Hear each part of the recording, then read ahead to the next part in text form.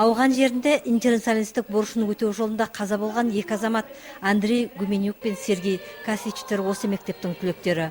Бүгін 27-ші орта мектебінің ұжымы қос ержүрек жауынгердің есімін мақтаныш етеді. Сол азаматтарды мәңгі есте сақтау үшін олардың есімдері жазылған мемориалдық тақта ашылды.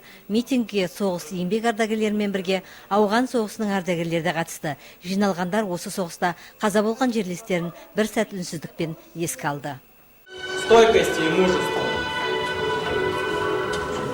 Они не вернулись, но память о них останутся вечно в наших сердцах. Мемориалдық тақта ұлы жеңіс мерекесі қарсаңында ашылып отыр. Оның да тағылымдық маңызы зор. Осындай жаңағы шаралар өткізген дұрыс патриоттық дайындыққа, мынау жаңағы балалар оқушыларға, осы оқып жатқан мектепке, жаңағы біздің шақырушыларымызға жаңағы осындай патриоттық тәрбие рух беретін, осындай еске қалатын осындай жұмыстар өткізіп жатыр. Білім бөліммен жаңағы ауған жауынгерлерінің жаңағы қолдауымен өтіп жатқан жаңағы шаруа ғой. Теміртауда бүгінгі күні 218 ауған соғысының ардагерлері тұрып жатыр. Ауған жерінде қаза болған жерлестерін, есімдерін мәңгі есте сақтау үшін осындай шараны өткізуге осы ауған соғыс ардагерлері мен қаланың білім беру бөлімі ұйытқы болды. Біз мемориалдық тақтаны ашуға үлкен даярлықтар жасадық. Біздің басқарма қаланың білім беру бөлімімен бірлесіп ұйымдастырды.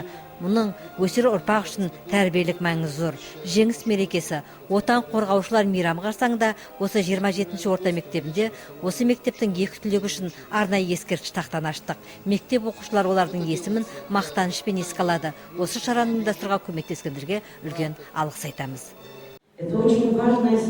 Бұл оқушылар үшін маңызды, өйткені олар мектеп қабырғасындағы мемориалдық тақтадағы жауынгерлер рухына тағзым етіп олардың өмірін, ерлігін үлгі тұтады. Ауған жерінде интернационалистік борышын өтеу жолында қаза болған осы мектептің түлектерін біз ешқашан ұмытпаймыз. Олар біздің әрдайым есімізде. Андрей Гуменюк Сергей Касичтің өмірі мен ерлігі жайлы мектеп оқушыларда жақсы таныс екендігін білдірді. Шараға жиналғандар боздақтар аруағына тағзым етіп, мектеп оқушылары осы ағалар есімін ұмытпауға ант етті. Сегодня клянемся, когда вырастем, отдать все наши силы служению Родине, сохранению мира на земле, счастью людей на планете.